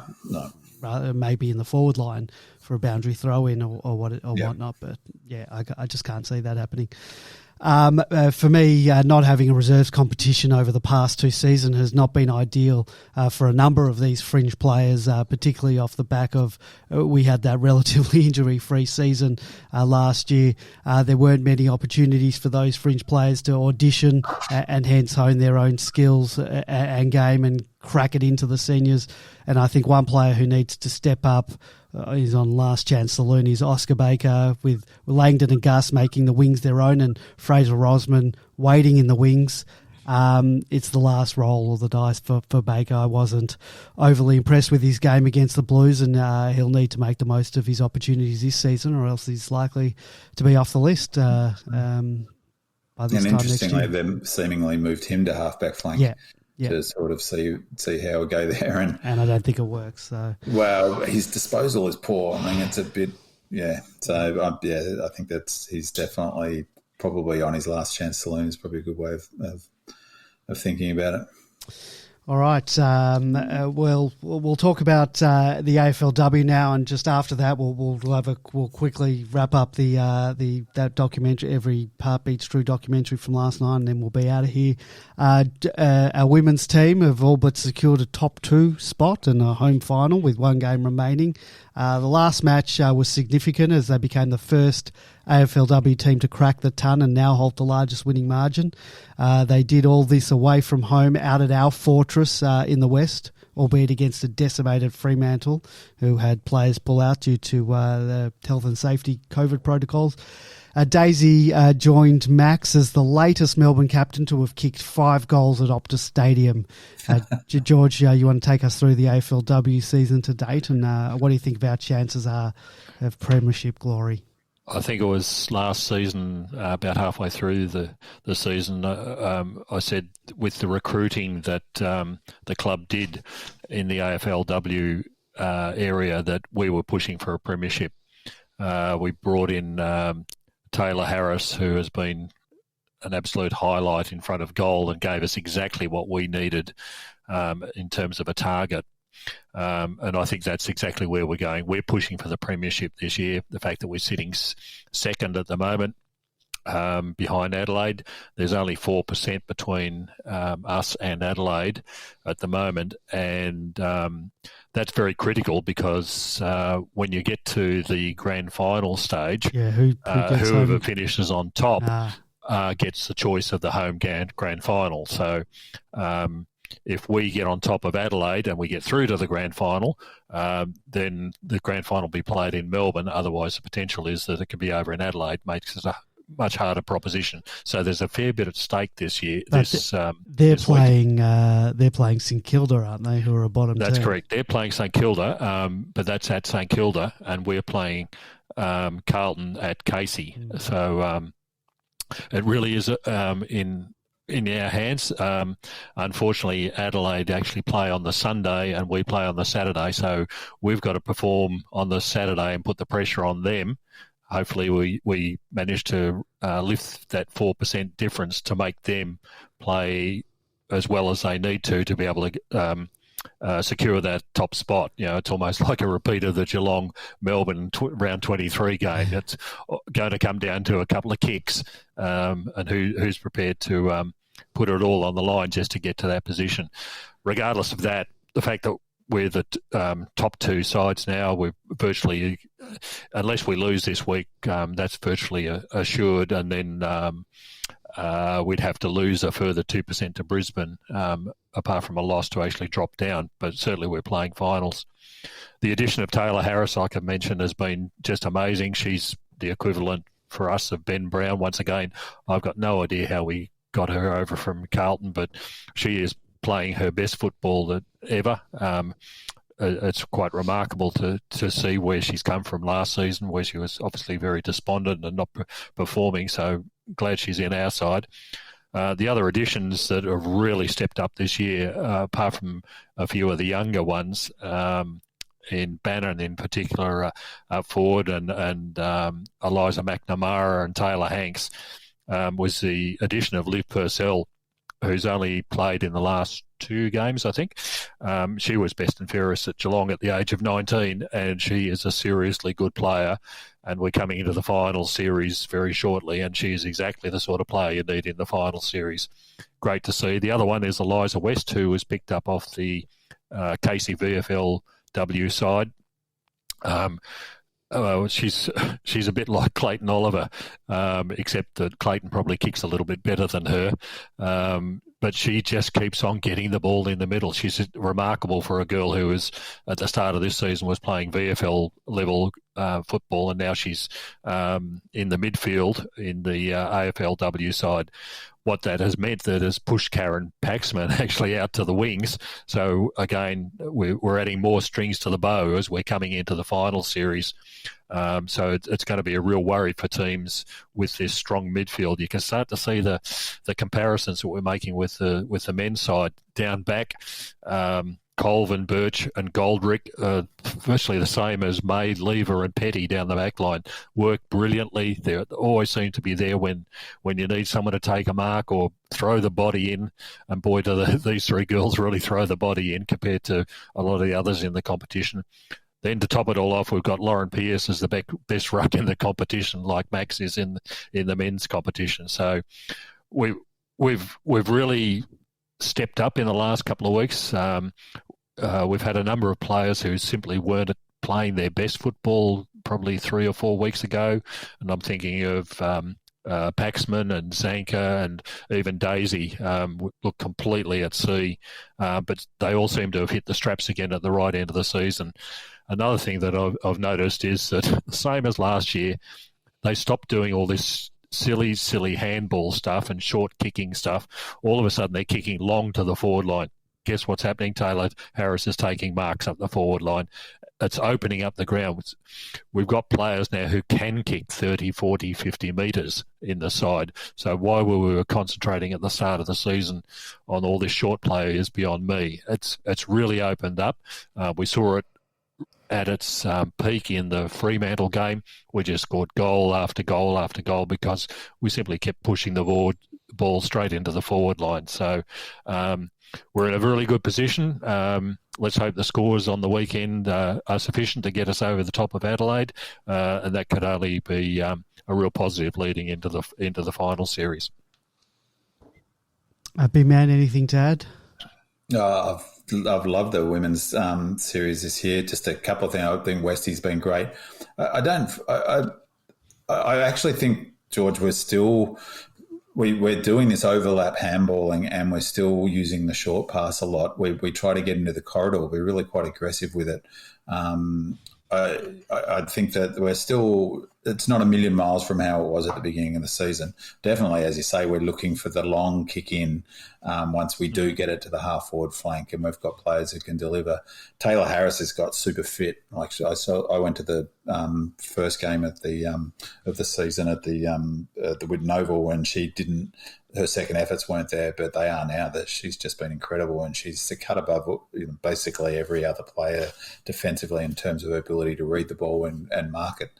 She reads it brilliantly, and like Ben Brown's a really good comparison, her ability to stretch up and take it at its highest point makes it really difficult to defend. And they're so conscious of her as well. She draws so many free kicks and other players to her, and she's a star, isn't she? So I've loved it. And just as a general thing for the AFLW, I posted on Demonland, and I think they really need to look at not playing at Casey and not playing on these open suburban grounds. They want the best footy. For AFLW deserves it, needs to get some momentum with that. And you see when you play in a proper stadium, the skills can really come up. When the wind's not playing havoc, they use a smaller ball. They're obviously not kicking with the same penetration as men. They should play all of their games as much as possible on proper AFL standard grounds with a stand that protects from the wind, and you'll see much better standard of footy. And this sort of palaver about the standard women's footy will become yesterday's news. And I think Melbourne have created a game plan that actually excels more in that model. And we saw it. We saw it on in that game at Optus Oval. It was funny because the commentator, I forget his name, was banging on him, and I was thinking it was me actually. So, but yeah, I've been really enjoying it. It looks like it's Adelaide and Melbourne, doesn't it, George? In terms of they seem the two teams. I'm a bit gun shy, because I thought we were the team to beat them when they rolled us last year, Adelaide. They were so much more ferocious. But, so I'm really looking forward to the finals. Adelaide are a seriously good side simply because they are the South Australian state side. Port don't have a team, so it's not surprising they're where they are. But surprisingly, they only fell over the line against Collingwood last week by more than a kick. 2 points, I think. And that's not a good sign as you're sort of one game out of the finals to be put in that sort of position. So, they're still a seriously good side, and they've got some really strong girls in their side. But I think we've got the ones now to match it, particularly if we're coming into some serious form and they might be dropping off. So I think it's going to be important if we can get over the top of them percentage-wise in this last game, because the last thing you need is 50,000 people turning up to the Adelaide Oval to watch them again next year. And I think I think both teams are clearly fitter. A really critical win was the win against Brisbane to come back from a position but they ran Brisbane completely ran out of gas. Yeah. And so it looked a bit like a Melbourne game. Funnily enough, it looked like the Melbourne-Brisbane game because we ran over the top of them. It was purely a fitness thing. They just couldn't sort of go with us. We looked pretty fit. The other thing, George, that I think is really good about Taylor Harris, apart from her, I think now she's got the most contested mark ever in AFLW season with 1 round to go. And, she's going to, I don't know if she's got the most goals, but she is at the moment. Yep. Yeah, I'm not sure if that's the most ever in AFLW season. No, Vesco, I think, is still holds that. But it's allowed Zanka to go up the field. Now, Zanka's had a pretty up and down season, but when she's on, she's a big body in the midfield. And when she gets fired up, she's so, she's a bit like there's 3 players. Her, well, in fact, there's a handful of them, but the ones that come to mind are Goldie, her, and West, who really throw their body into contests, and so that they're causing some players are struggling to get up. So I think that in big matches that makes a big difference.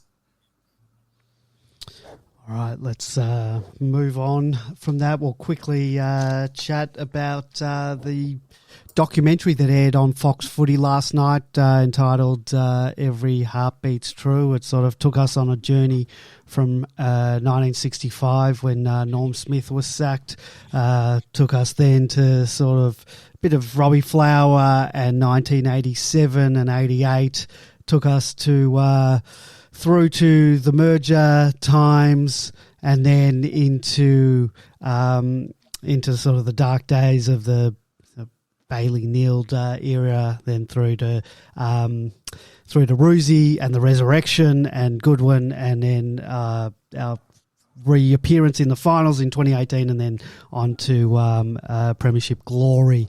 I really enjoyed it, but I thought it just went too quick. It really could have done with being a 3-4 episode series, more interviews, going more in depth into certain situations, into the merger, into the Norm Smith times, into the finals, into the sort of late 80s, early 90s, even into the dark days of Mark Neild's era.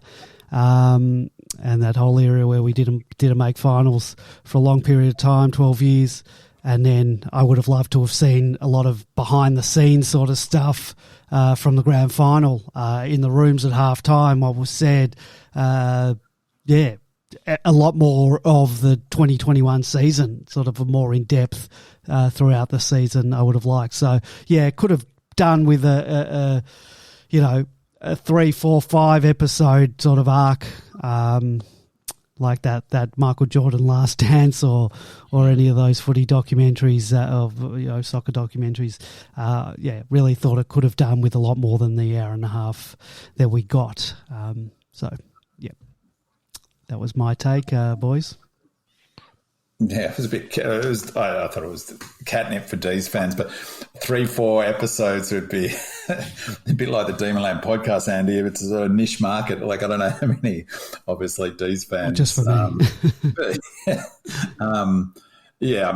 thought it was terrific for what it was. I guess it wasn't like I'd hoped a bit more that I would have been happy for the whole thing to be on the grand final. Because and the build up in that week, but I thought, what do you leave out? So I think it was only an hour and a quarter, wasn't it? Wasn't even an hour and a half. And stuff. So there's obviously you don't have too many players. I thought it was really well done. My takeaway actually that I hadn't sort of considered before. One part of it was just how loved Robbie Flower was. Now I know that, of course, and how. Players were welling up when they're talking about how, Sheen obviously knew him. And, I was travelling in 87, so it was great that they showed that. And I came back to watch because there was no way I was going to miss Robbie playing in final. So I was at Western Oval, one of my all-time highlights of footy. And, the love for which and the regard for which he's held. I just love seeing the footage of him. But my takeaway that I thought was really interesting was Todd Viney saying that the character of Robert Flower carried on right through to now. his values as a person, the way he approached life and the game, and I guess how good a person he was an important element and in the club, and I hadn't really sort of considered that influence, I guess.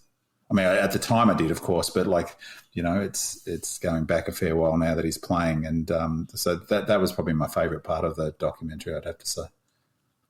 It was interesting, wasn't it? I don't know that other supporters would have. Oh, sorry, the Melbourne supporters, I don't know, would have got a great deal out of it simply because they already know the story of the Melbourne Football Club and what was behind, and unfortunately the horrible years that we had. It was real heart wrenching. It always is when you see that scoreboard down at the 186 game in Geelong, just seeing that highlighted. So we all know about those sort of years and the joy of getting to a grand final. But I had a couple of. I thought, as a documentary, I don't think it was up to the same sort of standards as. You guys have probably been around long enough to remember the year of the dog when Terry Wallace was coach at Footscray. They really had the cameras inside the rooms. They were with him. They were in bed for the whole season, though, weren't they? Yeah, they were for the whole season. I don't know whether clubs would even allow that sort of thing to happen these days. But they did a bit with that Amazon thing. Yeah, so it wasn't at that. You're right. It wasn't at that level. Yeah. So But it was great catnip for us. There was a couple of things that I did take note of when they were looking at the history, and one of them was at the merger meeting at Dallas Brooks Hall.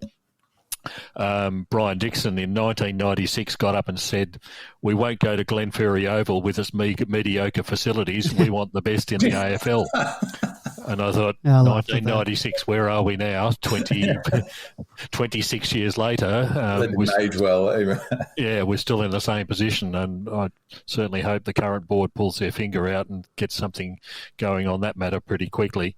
But the other really telling one for me came from Goodwin when he talked about the arrival of Roos and Jackson to the club, when he said that gave the club time to redo the whole list. They had to redo the whole list. And he said a young coach simply couldn't survive that, the time period that was required to rebuild that list. That was coming from Goodwin. He knows what was done before him, and it's the things that we were talking about before with other clubs and where they are and things like that. It takes 5, 6, 7 years to actually get a list to a premiership position. It's not something that happens in 12 months or 2 years or something like that, but I thought that was really insightful coming from Goodwin in particular. I thought so too, George, actually. Funny you should say that, because it made me reevaluate. I've been a bit, I think Roos did a brilliant job, but I think maybe I'm guilty of underestimating his impact. And I think that point was a really good point, a point well made by Goodwin about that buffer that he provided. And in that same context, I think Goody said that they turned over 14, 15 players 2 years in a row. That's 30 players out of a team, and that's why you think, well, how can like a St Kilda, how do you move? You have to do something radical to move up the ladder, and 30 players in 2 years is a lot to turn over. And, you think of those players, remember all of the debate on Demonland about, I can't remember a particular name, but like, how can he be top 10 in a Bluey, for instance? So, I thought that was really interesting and a really good point. The other one that I'd never seen, I can't recall whether I'd seen this footage or not, was someone or other's football show from footage from the 60s of Tony Charlton. Yeah, who? Tony Charlton. Tony Charlton, yeah, that's right. A show that I have to say I've never seen, but I'd not seen that footage. I don't think I'd seen it, and how raw it was, and how for one thing, Barassi was such an incredibly striking-looking young man, like in his peak of but how emotionally honest he was. And I was thinking, this is 1960. He was a Carlton at that time. Was he on that interview? Right. So he was vibrating with anger when he was interviewed in that, and it felt like it's sort of something out of time, because back in those days, a man didn't show emotion, and he was visibly upset, and so was Norm Smith. And I thought that really struck me, because it was, and then later in the show, there was Petrarca, who's so now comfortable with his emotions and so comfortable to say, how powerful it was without a hint of, fear that he's going to be, hubris, or, you know what I mean? Like, he's so different open, times. seemingly in touch with, which is a real positive. And then flashing back to the mid-60s to see Norm Smith, who obviously an older fella, but then Barassi, who just looked like, you could really see his anger at what the club did to Norm Smith, and I knew that, and I'd heard it obviously over a million times, but to see the effect on Barassi, let alone Smith's reaction, it was really, I thought, quite powerful, actually. Yeah, I was just thinking, Big Man, you were saying how you don't know if people would watch a 3, 4, 5 episode documentary on the D's, but I think if you tell a story well, that's true. I think you can. People will watch it. I mean, my wife and I watched the Michael Jordan thing. My wife doesn't like basketball or know anything about it, but we were compelled to watch it. It was riveting. Sort of watching that, and I think a story about a team that has just had a drought of 57 years. I think you can tell a long sort of form story and do an episode of starting with the 60s and going through to the 70s and 80s, and then the next episode the 90s and the merger. And I think you could tell a story like that if you had the money and time and to interview all the relevant people. I think you could do that, and then have the last two episodes on the 2021 season. Yeah, I think it could be done. I think it could be compelling viewing for anyone. Yeah, no, you're probably right, Annie. I mean, I think because that was part of the problem, because it glossed over periods of the thing that were important to me, for instance, which was I was passionate fan right through the 70s. So for me, someone like Carl Dittrich was as important a player as some of the later players that, and he was not mentioned. And, for me as a fan that would go to the footy by myself for years to watch us get beaten, to have Carl stand up and, fight back and physically often, but just the way he played the game, that period of time is looked down upon, but it was all, you're right, that there's some great stories in that period. Stan Ellis' contribution, Greg Wells' contribution, but even that story properly done about what happened in 64 would be fascinating, because like I heard Sheehan talk on 360, like the numbers weren't crazy. We'd won 10 games. Super Mercado was talking about this when he was on the show last year, but I mean, it was staggering that they decided to sack him. Just what had happened? No logic. What happened? Well, the anger around was the not backing him, apparently. Well, from the. But is that a sackable offence because they didn't back him? Or? No, he lost his lolly at an umpire was the public facing thing, but who knows what the politics behind. But what was weird was obviously that 2 weeks later they offered him his job back, but it was the damage had been done. But we were phenomenally sick. The equivalent would have been sacking. Good when we were Clarkson. 10 and no, it would have been second Clarkson after the second grand final that they won in a row. So incredible. Well, so this was after six. Well. This was after winning 6 grand finals almost in a row. Yeah, that's right. 6 out of 8. Yeah. So If right. If they'd done well at the story, so maybe that was the problem: is too many small bits from bits, together. Which and you got to remember, the whole season would have been better of 20. Just a review of last season almost. You got to remember as well, 87, that drought-breaking finals thing was massive. In 23 years, it was. I mean, obviously nothing's going to beat 57 years of a premiership, but that was big at the time. There's lots of stories along that journey of those 57 years that you could tell stories and dedicate a whole episode to a chunk of time. Anyway, that was just my thoughts on it. All right, boys. I think we'll end it there. We've got footy. You must all be excited for our game in a week's time. This time next week, we'll know the result. Can we win, boys? Round 1. Yeah, it'll be interesting. Yes, we can. Yes, we can. Yeah, no, look, they're going to come out firing. There's a little bit of a rivalry and a bit. I'm sure there'll be a bit of fireworks as well. There's no love lost between the two teams apparently. So, yeah, I'm really excited. The unfurling of the flag's going to be good.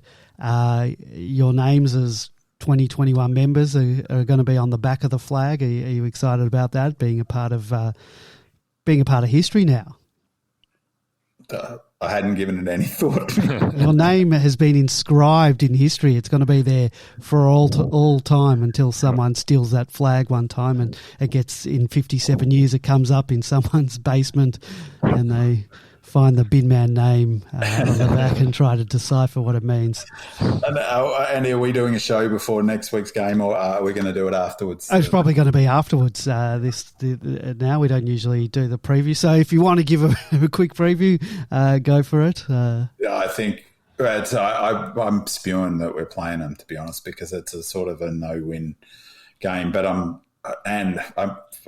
bought a members ticket this year with a grand final guarantee with a seat. And it's not at the top of the Ponsford. I'm sitting on the bloody southern wing. So it's, but, isn't it going to be just, it's going to be surreal. One, I'm just so thrilled to go back to the footy, to watch it live. I'd love watching that practice game, but to go to the G with, at least probably 50 to 60,000 people. Well, they're saying, George, I don't know if you know, I'd heard they're expecting 80. That's what I'm hearing, or what I've heard on news reports. So Right. It wouldn't be surprising.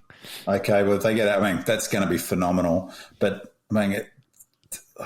we've all followed Melbourne for a long time. To go to round 1 to see the unfurling of the flag, it's going to be, I just can't wait. So, whether we win or not, I'm not sure. I expect, I hope we will, but I wouldn't be shocked if we don't, because it's a funny thing on the psychology front. In some respects, I don't know, it's hard to, our system will hold up, but they're going to be surely to goodness, they're going to come out looking to fire their best shot, obviously. And, on the motivation stakes, it's really hard. The challenge for Melbourne this year is maintaining our rage for the whole season. Our model is hard to maintain, and it's like Richmond's, as we talked about often last year. But so I think Goody did that brilliantly last year, that sort of calibrating our energy, if that makes sense. And so we can't start at 10. We've got to start at 5 and 6 and work our way to 10. Whereas the Dogs are going to be super motivated. They would have been stung by that loss and would have hated all of the things like that documentary and all of the Melbourne stuff. And and as you say, there's no love lost between those two teams. And for that, to be honest, it doesn't seem there's much love lost between Melbourne and Geelong. So I won't, it's obviously still a week away, but I won't be shocked if we lose. I think we've got a little bit more in the back pocket, in one sense that I think we saw what happened to Geelong after the devastating round 23 match when we came up against them a week later. Though they were so demoralised, and I think that grand final might have had the same effect on the Dogs to a certain extent. It's going to be really hard for them to get up to that sort of level again. If we get a run of any sort in the game, we might see them just completely fold again. They'll. It's a psychological damage, I think, that we did to them in the grand final will make their job very difficult. But they're still the two best teams in the competition from last year, and neither side has really lost anything, so should be a cracking game of football, if nothing else. Yeah, I can't wait. I really hope they pre-game they play that Freed from Desire song. Instead of Hell's Bells, we should run out to Freed from Desire. I don't know, that might give them more motivation. it might give them more motivation. They might be angry, so maybe not. Maybe just hold that one off for the next time we play them. Maybe the fans can sing it. If we're up by enough in the last quarter, we can put it over the speakers. Yeah. All right, boys. Thank you very much for rejoining me in the 2022 or 20. What is it? What do you call it? The 222. 222 There's a season. zero in there somehow. I'm not sure how he does that, but in the 222 season, and we'll be back next week. Hopefully, talking about a win, but we'll be back either way. Let's go, Demons. let's go Red Legs.